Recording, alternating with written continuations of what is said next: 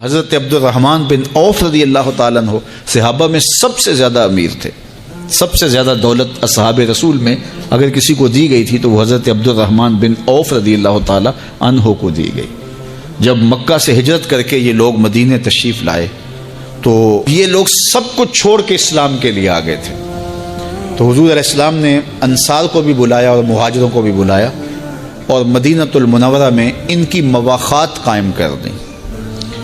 ایک انصاری اور ایک مہاجر کو آپس میں بھائی بنا دیا. کہا کہ تم ایک دوسرے کے بھائی ہو اور ایک دوسرے کی ضروریات کا خیال رکھنا. حتیٰ کہ حضور اس طرح ایک انصاری کو اٹھاتے ایک مہاجر کو اٹھاتے ان کو بھائی بنا دیتے. پھر ایک انصاری کو اور ایک مہاجر کو اٹھا کر کے حضور ان کو بھائی بنا دیتے. آخر میں دو لوگ رہ گئے, ایک حضور اور ایک حضرت علی المرتضیٰ رضی اللہ تعالیٰ. تو اب سارے انصاری کسی نہ کسی مہاجر کے بھائی بن گئے تو صرف حضرت علی المرتضیٰ رہ گئے اور حضور رہ گئے. تو حضور نے فرمایا علی تو میرا بھائی ہے, دنیا میں بھی اور آخرت میں بھی. حضور خود انصار کی جانب ہو گئے اور حضرت علی کو کہا تم مہاجر ہو اور میں اس جانب سے ہو کر کے ہم آپس میں بھائی بن جاتے ہیں. تو یہ مواخات حضور نے قائم کیے. پھر انصار نے اس مواخات کو نبھایا نا. اگر کسی کے دو باغ تھے تو ایک باغ اپنے انصاری بھائی کو دے دیا. حتیٰ کہ ایک صحابی کی 2 ازواج تھیں تو اس نے اپنے انصاری بھائی کو کہا اگر تو چاہے تو میں تیرے لیے ایک بیوی کو طلاق دے سکتا ہوں, انقضاء عدت کے بعد تو اس سے نکاح کر سکتا ہے. یہاں تک جو ہے وہ انہوں نے ایثار اور محبت کی مثالیں قائم کی. حضرت عبد الرحمن بن عوف کو جس صحابی کا بھائی بنایا گیا تھا تو اس نے پیشکش کی تو حضرت عبد الرحمن بن عوف نے کہا کہ آپ کی دولت آپ کو مبارک, آپ مجھے بازار کا راستہ دکھا دیں اور پھر آگے میں جانوں اور میرا کام جانے. تو وہ گئے اور آپ کو بازار چھوڑ آئے اور بتایا کہ کاروبار یہاں یہ بہتر ہے. پھر حضرت عبد الرحمن بن عوف رضی اللہ تعالیٰ عنہ نے کاروبار کیا. اللہ نے ان کو اتنا رزق دیا کہ اس رزق سے انہوں نے اپنی ضروریات کو بھی پورا کیا, اس رزق سے اپنے اہل و عیال کی ضروریات کو بھی پورا کیا, اس رزق سے آپ نے خیرات بھی کی, صدقہ بھی کیا, غرباء کو بھی دیا, یتیما کو بھی دیا, مساکین کو بھی دیا, ارامل کو بھی دیا. اس رزق سے بھوکوں کو کھانا کھلایا, ننگوں کو لباس پہنایا, جہاں جہاں ضرورت تھی وہاں وہاں انہوں نے پیش کیا. ایک مد, صرف ایک مد جو حضور نے ترغیب دی کہ غلام آزاد کیا کرو, تو حضرت عبد الرحمن بن عوف نے زندگی میں 30,000 غلام آزاد کیے. 30,000 غلام آزاد کیے. اور جب آپ کا وصال ہوا تو آپ کی 4 ازواج تھی, آپ کی اولادیں بھی تھیں, تو ان اولادوں کو بانٹا گیا اور بیوی کا 8واں حصہ ہوتا ہے تو وہ حصہ ان 4 ازواج میں بانٹا گیا. اس میں باغ بھی تھے, اس میں گھوڑے بھی تھے, اونٹ بھی تھے, اس میں جائیدادیں, زمینیں, مکانات, سب کچھ تھا. وہ سب بانٹنے کے بعد 8ویں حصے میں جو صرف سونا آتا تھا وہ ازواج کو بانٹنے کے لیے مزدور صبح سے ہوئے شروع اور ظہر تک کلہاڑوں سے سونا کاٹ کے الگ کرتے رہے. اللہ نے اتنا مال حضرت عبد الرحمن بن عوف کو عطا کیا. تو اللہ سے مانگو تو دولت قارون نہیں, دولت عثمان مانگو, دولت عبد الرحمن بن عوف مانگو کہ اللہ فراواں دے جس سے اسلام کو, مسلمانوں کو, اسلامی معاشرت کو, دکھیوں کو, لاچاروں کو بھی فائدہ پہنچ سکے. اور غلاموں کو جس طرح آزاد کیا ان لوگوں نے, ہم بھی اس وقت جو لوگ بیچارے پھنسے ہوئے ہیں, جن کی بیٹیاں گھروں میں جوان بیٹھی ہیں اور ان کے پاس نہیں ہے ان کو گھر سے اٹھانے کے لیے کچھ, تو یہ اس دور کے اندر ایک مشکل مسئلہ ہے, تو ہم ان کی مدد کر سکیں. ہمارے گھر میں دولت کے انبار ہو, ہمارے بینک بھرے ہوئے ہوں اور ہمارا ہمسایہ اور غریب ساری رات جاگ جاگ کے گزار دے تو اس سے ہمیں ضرور پوچھ ہوگی, ہم سے سوال کیا جائے گا. اس لیے اگر آپ کے پاس دولت ہے, آپ کے پاس سرمایہ ہے, تو وہ آپ اپنے غریب رشتہ داروں میں, آپ اپنے ہمسایوں میں, آپ اپنے عزیزوں میں ضرور اس کے ثمرات منتقل کیجئے. اور یہ ہمیں اسلام نے ترغیب دی ہے تاکہ جو ہے وہ دولت پھیلتی چلی جائے. صالح نیتوں کے ساتھ آپ رزق کمانے کے ذرائع بھی صالح رکھیں. اگر کسی شخص کی نیت یہ ہے کہ میں یتاما، مساکین اور غربا کی کفالت کرنی ہے، اور اس نیت سے وہ ڈاکہ کرتا ہے، اس نیت سے وہ دھوکہ کرتا ہے، اس نیت سے فراڈ کرتا ہے، اس نیت سے وہ چوری کرتا ہے، غبن کرتا ہے یا کوئی اور معاملہ کرتا ہے، تو اس کی نیت اچھی ہے لیکن عمل اچھا نہیں ہے۔ تو اگرچہ اعمال کا دار و مدار نیتوں پہ ہے، لیکن ہمیں نیت کو خوبصورت رکھنے کے لیے تلقین کی گئی ہے، اور اس خوبصورت نیت کی تکمیل کے لیے عمل کو بھی خوبصورت رکھنے کی تلقین کی گئی۔ دیکھیے رزق حلال ہے لیکن کماتا ہے کہ میں عیش و عشرت کروں، تو نیت خراب ہو گئی، عمل اچھا تھا پھر بھی بربادی۔ نیت اچھی ہے کہ رزق سے میں دکھیوں کے کام آؤں، لیکن اس کے لیے ڈاکہ زنی کر رہا ہے، تو نیت اچھی ہے، عمل خراب ہو گیا۔ نہ عمل خراب ہو نہ نیت خراب ہو، عمل بھی خوبصورت، نیت بھی خوبصورت، پھر سونے پر سہاگا ہوگا اور اس کا اجر اور اس کا ثواب بھی ملے گا۔ تو ہمیں اس لیے کاروبار کرنے اور کاروبار کو صاف ستھرا رکھنے کی تلقین کی گئی۔ اب اگر ایک شخص کاروبار کرتا ہے اور وہ رزق بھی پاک رکھتا ہے اور اس کا طریقہ کار بھی شرعی اصولوں کے مطابق ہے، آپ سنیے رسول کریم کیا فرماتے ہیں: التاجر الصدوق الامین مع النبیین والصدیقین والشہداء، سچا تاجر قیامت کے دن نبیوں، شہیدوں اور صدیقوں کے ساتھ اٹھایا جائے گا۔ بیٹھا وہ تجارت کی کرسی پر ہے، لیکن کیا مرتبہ ہے قیامت کے دن نبیوں کے ساتھ ہوگا، کتنا بڑا اجر اس کو دیا گیا ہے۔ تو مقصد نیت بھی خوبصورت ہے، عمل بھی خوبصورت۔ دیکھیے بعض کا عمل خوبصورت نہ ہو تو نیت کی خوبصورتی فائدہ نہیں دیتی، اور نیت خوبصورت نہ ہو تو عمل کتنا بھی خوبصورت ہو۔ اگر کوئی شخص یہاں بیٹھ کے ممبر کے اوپر محراب میں بیٹھ کے کاروبار کی نیت سے یہ کر رہا ہے، تو پھر دیکھیے اس کا عمل کتنا خوبصورت ہے کہ واضح تلقین کر رہا ہے۔ ممبر و محراب یہ وراثت ہے انبیاء کی، لیکن اس کی نیت اس سے حصول زر ہے، لوگوں کے دل اپنی جانب موڑنے کے قصد سے یہ سب کچھ کر رہا ہے، تو پھر نیت کی خرابی کے باعث اس کا یہ عمل بھی برباد ہو گیا۔ تو نیت بھی اچھی ہو، عمل بھی اچھا ہو، تو پھر کاروبار کریں، پھر جتنا بھی آپ کو دے اللہ سے مانگیں، اللہ اچھی نیت اچھے عمل کے ساتھ دولت عطا کر، اور دولت قارون نہیں دولت عثمان عطا کر۔ جس کام میں بہت ساری برکت رکھی گئی ہے وہ تجارت ہے۔ باقی جتنے بھی ذرائع ہیں رزق کمانے کے، اس میں 10واں حصہ رزق کا ہے اور 9 حصے صرف تجارت میں رکھے گئے ہیں۔ تو اس لیے اگر کوئی شخص صلاحیت رکھتا ہے تو وہ تجارت کر کے اپنا رزق کمائے۔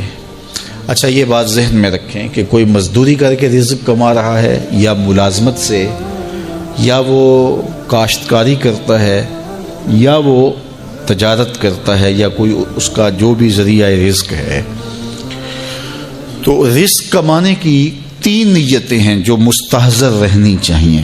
اگر ان نیتوں کے ساتھ وہ رزق کمائے گا تو اس کا رزق کمانا عبادت کہلائے گا۔ پہلی نیت، اپنے آپ کو سوال سے بچانا تاکہ اپنی ضروریات پوری کی جائے۔ وہ کاروبار کرے، وہ مزدوری کرے، وہ ملازمت کرے یا کاشتکاری کرے۔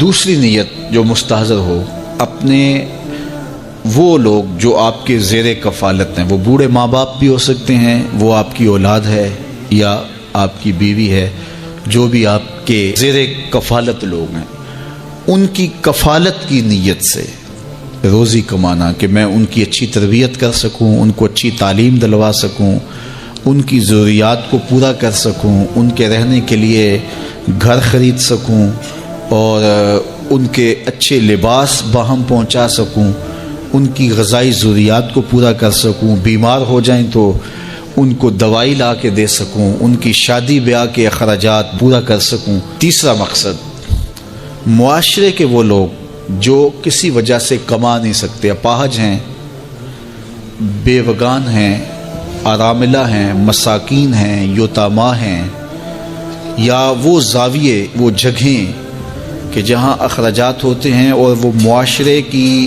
تشکیل کے لیے، آخرت کی بہتری کے لیے وہ جگہیں ضروری ہیں، اور ان کے نظم کے لیے پیسے کی بہرحال ضرورت ہوتی ہے، جس طرح یہ مدارس دینیہ ہیں، مساجد ہیں، اور فلاحی ضروریات کو پورا کرنے کے لیے جو ادارے ہیں تو اس نیت سے کمایا جائے کہ اگر میری ضرورت اور میرے بچوں کی ضرورت سے رزق زیادہ ہو جائے تو میں اس رزق سے، اس مال سے، اس دولت سے غرباء و مساکین کی مدد کر سکوں گا، اس سے معاشرے کے اپاہج اور کمزور لوگوں کے کام آ سکوں گا، مدارس دینیہ اور مساجد کے نظم کو چلانے کے لیے میرا ایک بھرپور حصہ ہو سکے گا۔ تو اس نیت کے ساتھ وہ کاروبار کرتا ہے۔ ان 3 نیتوں اور اہداف سے ہٹ کر کے رزق کمانا مذموم ہو جاتا ہے۔ اگر کوئی اس لیے رزق کماتا ہے کہ میرے پاس دولت فراواں ہو تو میں عیش و عشرت کر سکوں گا، میرے پاس دولت فراواں ہو تو میں اپنی برادری میں، اپنے شریکے میں تفاخر کر سکوں گا، میں عمراء کی فہرست میں آ جاؤں گا اور میں ان میں نمایاں ہو جاؤں گا، یہ مقاصد سفلی مقاصد ہیں، ان کی اجازت اسلام نہیں دیتا۔ تو ان 3 مقاصد کے لیے رزق جتنا بھی کما سکتے ہو آپ کماؤ، اپنی ضروریات کو پورا کرو، اچھے طریقے سے پورا کرو، اپنے بچوں کی ضروریات کو اچھے طریقے سے پورا کرو۔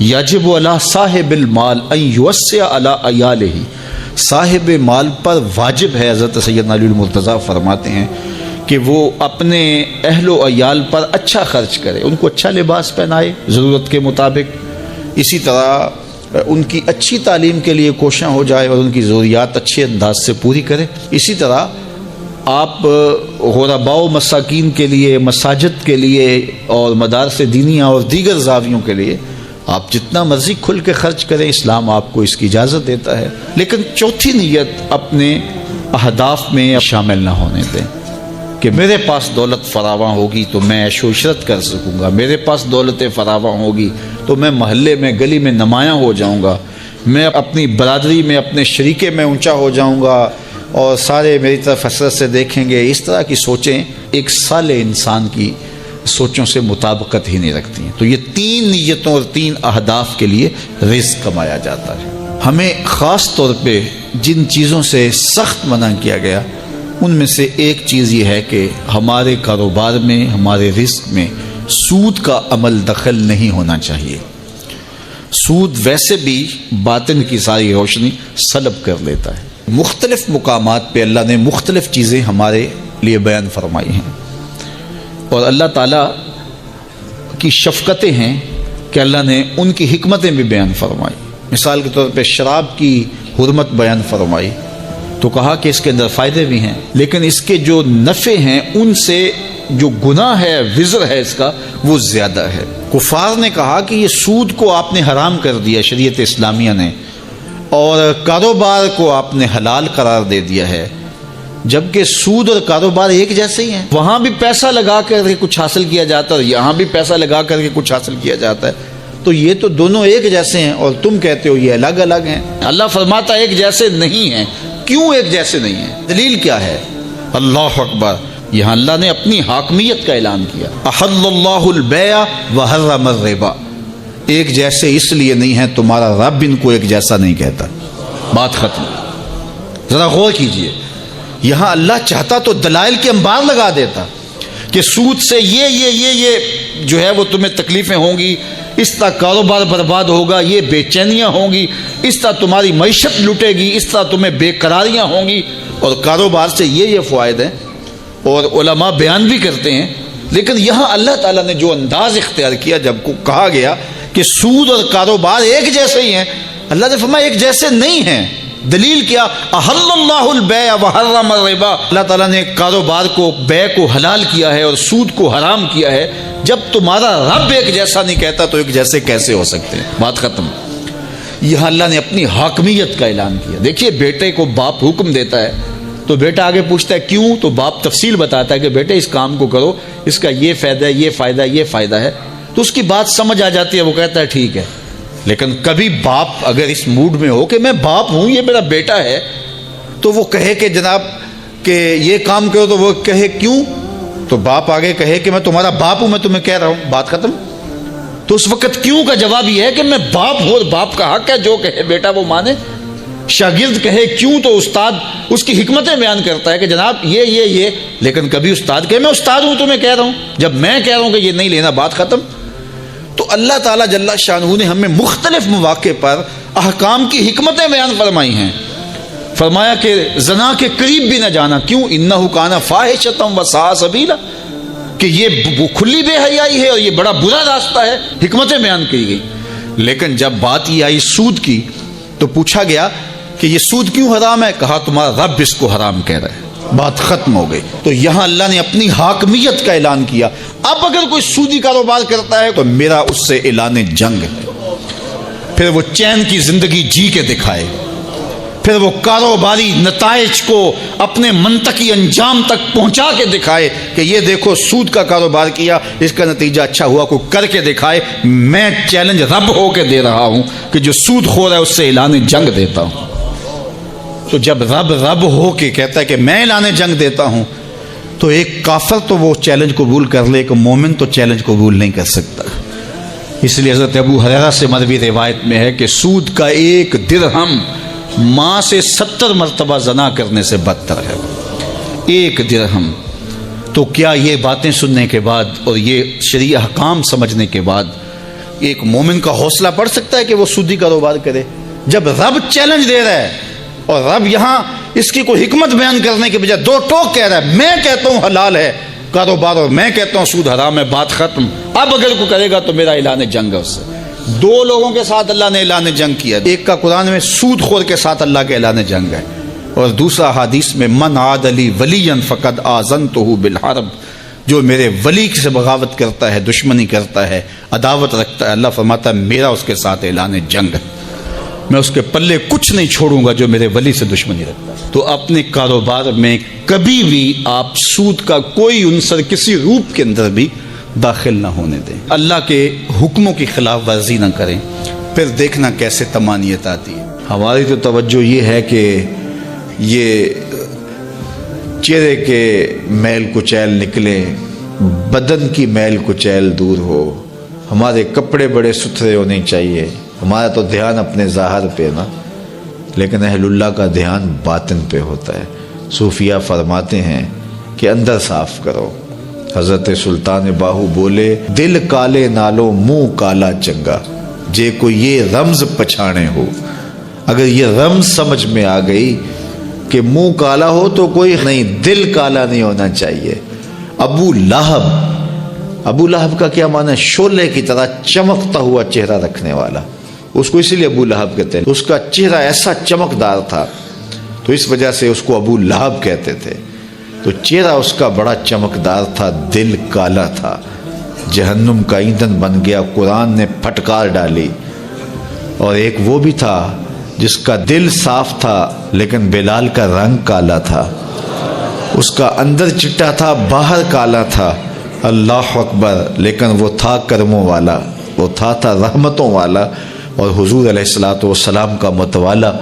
تو بات باطن کی ہے، بات ظاہر کی نہیں ہے. ہم اندر صفائی کی توجہ نہیں دیتے، باہر کی صفائی کی توجہ دیتے ہیں. پہلے اندر صاف کر لیں، اندر صاف ہو گیا تو پھر باہر بھی صاف کر لیں. اور اگر باہر صاف ہے اور اندر میل کچیل ہے تو باہو بولے کہ دل کالے نالوں منہ کالا چنگا، جے کو یہ رمز پچھانے ہو. اللہ کے محبوب علیہ الصلوۃ والسلام نے فرمایا اگر یہ صحیح ہو گیا تو پورا جسم صحیح ہو گیا. اور حضرت رومی نے جو اقبال کے مرشد تھے کہا کہ دل کو قابو میں کر لو، یہی حج اکبر ہے. حج اکبر کر لیا لیکن دل ہی ٹھیک نہ ہوا. کہتے ہیں کعبہ گیا گل نہیں مک دیجئے، دلوں نہ مکائیے. تو کہا اس کی اصلاح کرو، یہ حج اکبر ہے. از ہزاراں کعبہ یک دل بہتر است، 1000 کعبے سے ایک دل بہتر ہے. وہ کیسے؟ اس لیے کہ کعبہ بنگاہ خلیل اطہر است. کعبہ حضرت ابراہیم خلیل کی بنیاد ہے اور دل رب جلیل کی گزرگاہ ہے. اس لیے اس کی پاکیزگی کا سامان کریں، اس کی طہارت کا سامان کریں. آپ کسی کو بلائیں اور میلی کچیلی جگہ ہو، جہاں گندگی پڑی ہو، غلاظت پڑی ہو، تو آپ کا کوئی عزیز مہمان آئے اس کو بلا کر کے لائیں تو وہاں بیٹھے گا؟ جس کمرے میں آپ اس کو بٹھانا چاہیں اس میں تعفن ہو، اس میں بدبو ہو، اس میں غلاظت کے جگہ جگہ ڈھیر پڑے ہوئے ہوں، تو آپ اپنے مہمان کی نفاست طبع کو اگر جانتے ہیں تو کبھی بلائیں گے نہیں جب تک اس کو پہلے صاف نہیں کر لیں گے۔ کئی لوگ کہتے ہیں جی ہمارا جی چاہتا ہے کہ آپ کو بلائیں، لیکن ابھی ہماری گلی بہت گندی ہے، ہمارے گھر میں ابھی کام ہو رہا ہے، جب کام ہو جائے گا تو پھر ہم آپ کو بلائیں گے۔ ہم شادی اس لیے لیٹ کر رہے ہیں کہ مہمانوں نے آنا ہے، تو ابھی ہمارے مسئلے چل رہے ہیں۔ یہ کئی لوگ بائی پاس کی وجہ سے شادیاں روکے ہوئے تھے کہ وہ کہتے تھے وہ راستہ نہیں ہے۔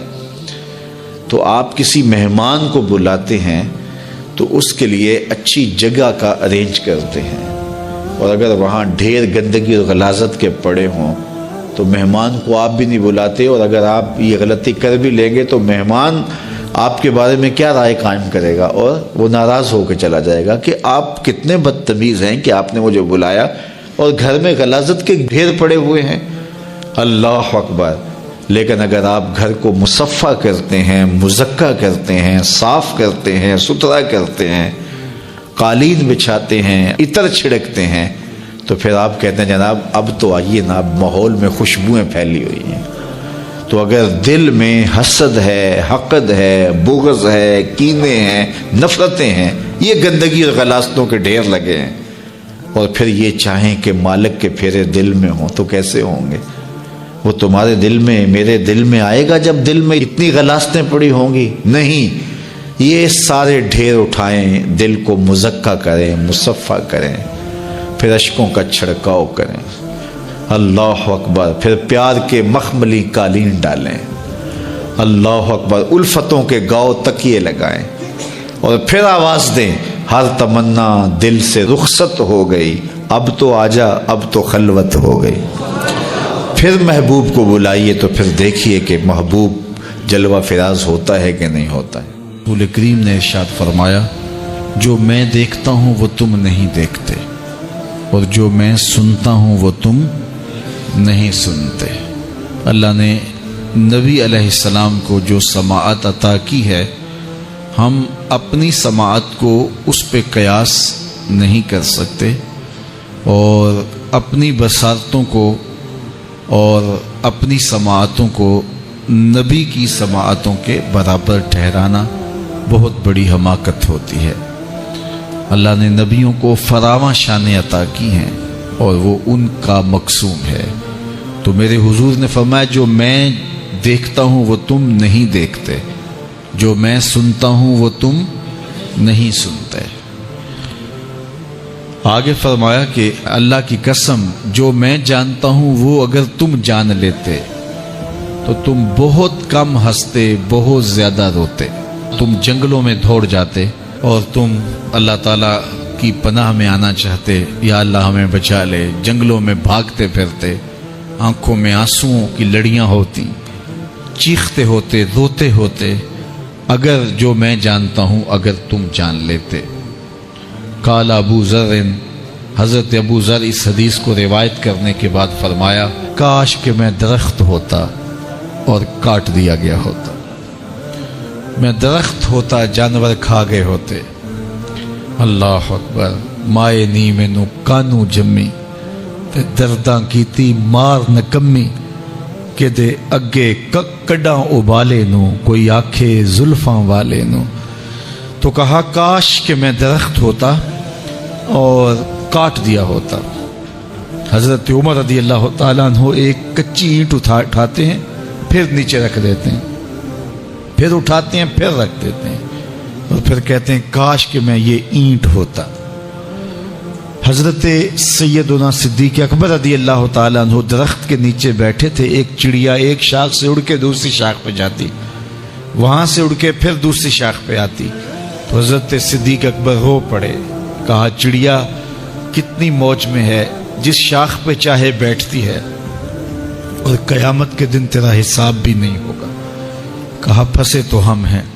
رسول کریم صلی اللہ علیہ وآلہ وسلم سے لوگوں نے کہا حضور آپ بوڑھے ہو گئے۔ حضور کی مبارک داڑھی میں سفید بال، سر انور میں بھی سفید بال، اگرچہ ان کی تعداد محدود تھی لیکن ظاہر ہوئے۔ کہا سورہ ہود اور اس کی مماثل صورتوں نے مجھے بوڑھا کر دیا ہے، کیونکہ ان صورتوں میں اللہ کے عذابوں کا ذکر ہے، آخرت کا ذکر ہے۔ یہ وہ بابرکت وجود ہیں، وہ بابرکت ذات ہیں کہ جن کے دامن پہ گناہ کا ایک دھبا بھی نہیں ہے۔ اور میں اور آپ اپنے آپ کو دیکھیں تو ہم کہاں کھڑے ہیں۔ حضور نے حضرت عائشہ سے کہا، زوجہ ہیں رسول کریم صلی اللہ علیہ وآلہ وسلم کی، محبوبہ محبوب کائنات، لیکن ان سے بھی میرے حضور نے کہا، عائشہ گناہوں کو کبھی چھوٹا نہ سمجھنا، گناہوں کو حقیر نہ سمجھنا کہ یہ چھوٹے ہیں کوئی بات نہیں، اس سے کیا ہوگا، اس دن حساب ہوگا، اس دن پوچھا جائے گا۔ تو اپنی زندگی کو مرتب اور منظم کر کے رکھو۔ ہم بہت سارے گناہ دائیں بائیں دیکھ کے کرتے ہیں۔ جب ہم معاشرے میں برائی پھیلی ہوئی دیکھتے ہیں تو ہم کہتے ہیں کہ دیکھو نا یہ سارے کر رہے ہیں تو میں ہی بہت متقی آ گیا ہوں جی۔ دائیں بائیں دیکھ کے گناہ کرتے ہیں، پھر ہم کہتے ہیں فلاں بخشا گیا تو ہم بھی بخشے جائیں گے۔ اچھا اگر وہ نہ بخشا گیا تو پھر جہنم میں جانا قبول ہے؟ تو دائیں بائیں دیکھ کر دلیر ہو جاتے ہیں۔ حضرت عباس اور حضرت عمر رضی اللہ تعالی عنہ کا آپس میں دوستانہ تھا۔ انہوں نے ایک دن بیٹھے بیٹھے عہد کیا کہ ہم میں سے جو شخص پہلے فوت ہو گیا وہ دوسرے کو خواب میں ملے اور قبر کے حالات بتائے۔ اچانک حضرت عمر کا وصال پہلے ہو گیا۔ سال کے بعد حضرت عمر خواب میں ملے۔ اس نے کہا عباس مجھے وعدہ تو یاد تھا لیکن سخت حساب آن پڑا تھا تو میں تو اس کے اندر لگا رہا، تو اب کیا ہوا؟ کہا پھر اللہ نے کہا چلو اس کو یوں ہی معاف کر دو۔ تو کہا چھٹ کے ابھی ابھی آ رہا ہوں۔ تو میں نے کہا وعدہ پورا کر دو۔ میں اور آپ ٹھیکیدار بن جاتے ہیں جنت کے۔ ہمارے پلے عمل ہے کیا؟ ہیں تو ریاکاری کے شکار ہیں ہمارے اعمال۔ تو آئیے ہم اپنی آخرت کے لیے سوچیں، اپنی زندگی کو اچھائی کی راہوں کا مسافر بنائیں۔ صلو علیہ وآلہ